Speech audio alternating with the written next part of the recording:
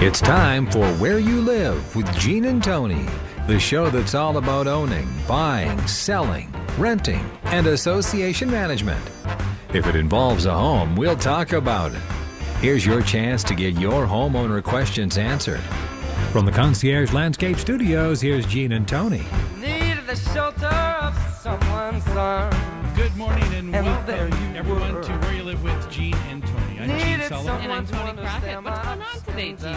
We've got a bunch of great stories that we're going to cover. In the second hour, you don't want to go far because we are going to have a game show here at the Minnesota State Fair. Are you smarter than a property manager? I bet I could answer that question right now. Yeah, and I know a lot of people have probably thought so, and we want them to come up and answer the questions that we have. So you think a lot of people have thought of that? They've thought, you know what? I bet I'm smarter than a property manager. So now they can test that idea. You'll be able to test that out. We're giving away hundreds of dollars worth of prizes and giveaways, so that'll be fun. But in the first hour here, we're going to be covering the first story is going to be something that comes out of the California legislature. It seems that the legislature there wants to prohibit homeowner associations from being able to deny electric charging stations to homeowners, even if it means that those charging stations need to be built in a common area where an individual homeowner does not own. I see. So we're going to talk about that. And we're also going to be covering a little bit later the showdown at Diablo Grande. Ooh, sounds good. Yes. So it's about time we did a Western. Yes, it is. We're at the State Fair today. And where are we located? Well, we're not located in the Concierge Landscape Studios in Eagan. Yeah. We're out here right on the corner of Murphy and Underwood. And just right across the street from the Pet Center. That's right, at the 1280, the Patriot booth. That's right. Yep. So stop by. If you're at the fair, come see us. And we also have with us today, we have two lovely assistants, interns with us. We have Brianna Hovde and Melissa Sutton. And so if anybody has a question, a comment, please come on up to the microphone with Melissa, and we'll get you on. Also, because we're live today, you can call in and phone in your question or comment to 651-289-4488. That's right. Well, it is time to begin, as always, with property management in the news. And property management in the news today is brought to you by Pest Control Services. When you need to get rid of unwanted pests in your home or rental property, you want to call someone who is responsive, professional, and a proud member of Angie's List. Give owner Greg Keener a call at 952-894-9748. That's Pest Control Services. Tony? This story comes out of California. It's Senate Bill 209 in the California Senate, and it's about electric car charging stations. Of course, California would be on the cutting edge of this, right? Yes. So it's new legislation out there. This bill would provide that any covenant, restriction, or condition contained in any deed, contract, security instrument, or other instrument affecting the transfer or sale of any interest in a common interest development or any provision of the governing documents of a common interest development that effectively prohibits or restricts the installation or use of an electrical vehicle charging station is void and unenforceable. The bill would authorize an association as defined to impose reasonable restrictions on those stations and would impose requirements with respect to an association's approval process for those stations. An association that violates the bill's provisions would be liable for damages and a civil penalty as specified. If approval is required for the installation or use of an electric vehicle charging station, the application for approval shall be processed and approved by the association in the same manner as an application for approval of an architectural modification to the property and shall not be willfully avoided or delayed. The approval or denial of an application shall be in writing. If an application is not denied in writing within 60 days from the date of receipt of the application shall be deemed approved. An association that willfully violates this section shall be liable to the applicant for actual damages and shall pay a civil penalty to the applicant in an amount not to exceed $1,000. $1,000. Okay, so this says that if you own an electric car in California and you live in a homeowners association, the association must allow you to install a charging station if you wish, right? They can control it, they can regulate it, but they can't deny it. They can't deny it. Yeah. But it's kind of interesting the way things are read in that piece of legislation. They talk about that there is, in one phrase, nothing that can be restricted whatsoever or any condition placed on it. But then on the next, it says that the homeowner association has the ability to place restrictions. Yeah. So which is it? There's some contradiction there. Yes. How surprising. Yeah, State and legislation. the governor of California, when he wrote this into law, he realized that there was some problems, but he said, well, I'm going to go through with it anyway, because he said it'll be up to the authors to work out the details. To take care of the little glitches. Doesn't that after seem the to be fact. the way Yeah. it is with a lot of legislators? They want to be able to quickly put together some piece of legislation and say, look what I did. I'm solving a problem. Right. And all they've done is open up another can of worms. Yeah, that's right. I see another contradiction here, too. It says that if approval is required, the association should use the same process that they use for other architectural changes. But then in the very next sentence, it says, if approval is not denied in writing in 60 days, then it's automatically approved. Some architectural controls have contradictory terms to that, don't they? Yes. About the 60-day denial acceptance. Oh yeah, thing. I mean, there's so much that can be said about this. I bet I'd be interested in just asking our listeners here too. What do you think? Do you think that this sounds like a fair piece of legislation? What do you think some of the issues might be? Give us a call, 651-289-4488. Yeah, imagine that in your underground parking, they're going to take up 2 or 3 stalls to install electric charging stations. What would that do at your homeowners association? Well, one of the key issues that I see wrong with this bill, and I think we know about this because of being involved in association management, if there's one thing that's lacking at every homeowner association, it's parking. That's right. There's never enough parking.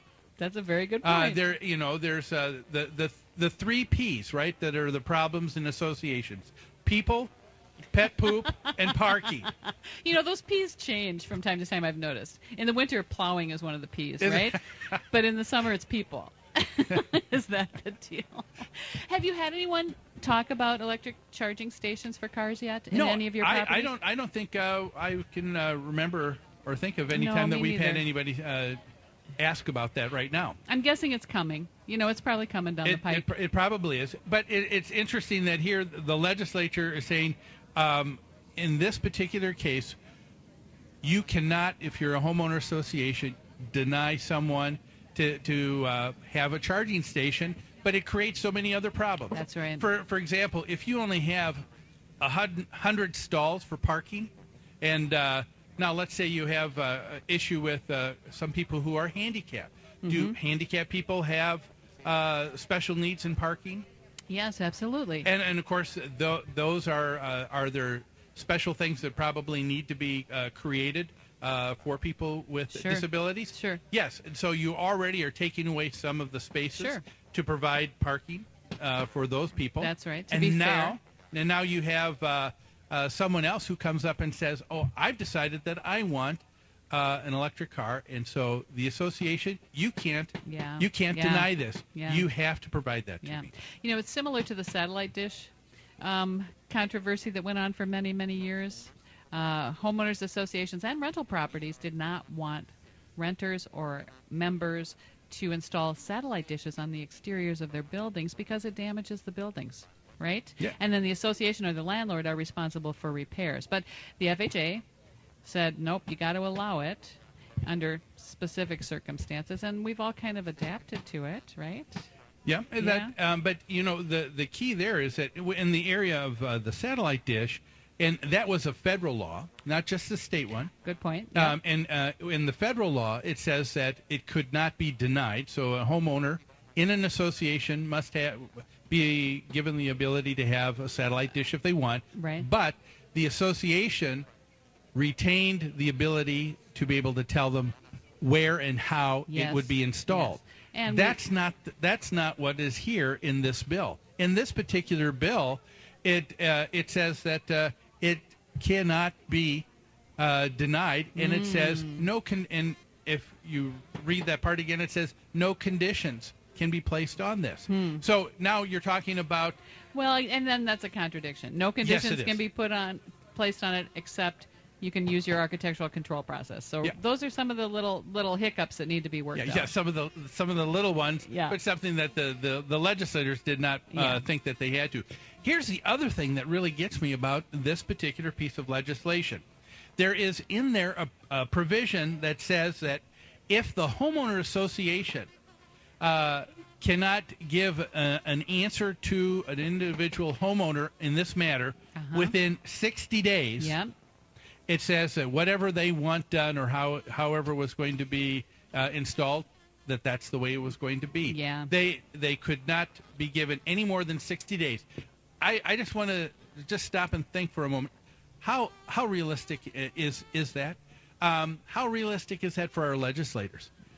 When's the last time any of our legislators were able to do something in 60 days? Yeah, that's very true. But now, typically we interpret that, at least in Minnesota, if we find that in the governing documents, that an approval is automatic if you haven't heard from the association in 60 days. We usually say, okay, well, we're going to respond right away by saying the association is looking into this and doing research on this. Is that going to be enough, you think, in California to meet that 60-day requirement? Well, I would think that it should, but again, that's one of the things that is unknown, the way the bill has been written here. Yeah. It just to me again, it just seems crazy. If there's one thing that is a premium in an association, it's parking. And one thing about the way I guess the lifestyles of families and people are today, people love their cars. Yeah, they do. People They do. don't want to give them up. I mean, in any household that you have, anybody age 16 and older now, it seems like they all have a car as well, that's don't right. they? That's right. That's part of what makes parking difficult. What everyone seems to forget in these situations is that these items are paid for by everyone in the association. If you have to install car charging stations, all of the members are going to end up paying for that, correct? Yes, they are. It sounds like, possibly, or at least for repairs if it causes damage. And no one seems to take that into account. They always think of the association, quote unquote, as this evil landlord that's trying to prevent its members from doing what they want to do. Yeah. And it's not true. And to me, it just seems like, if anything, that this might be taking away individual rights instead of supporting them. Yeah, I don't see this as a bill where it's supporting the one person who wants to have an electric car by giving them the ability to do so. What you're doing is you're taking away the rights of a majority. Yep. What if the majority of the people in the homeowners association didn't want those car charging stations in the common area? They don't have any say now. They don't have any say. Yeah. And that's one of the things that's fundamental about the ownership of homes. And one thing that people do appreciate about a homeowner association is that the majority of the homeowners should have a say in what goes on. Yep, that's right. So if the homeowners in an association say, you know what, we think that rentals ought to be restricted, then they should be able to have the ability to do so. But here, in this case, it's something you can't do. Yeah. Well, it looks like we've got to take a quick break. When we come back, we're going to talk a little bit more about this legislation in California. We'd love to hear what you think. Give us a call, 651-289-4488. You're listening to Where You Live with Gene and Tony on AM 1280 The Patriot.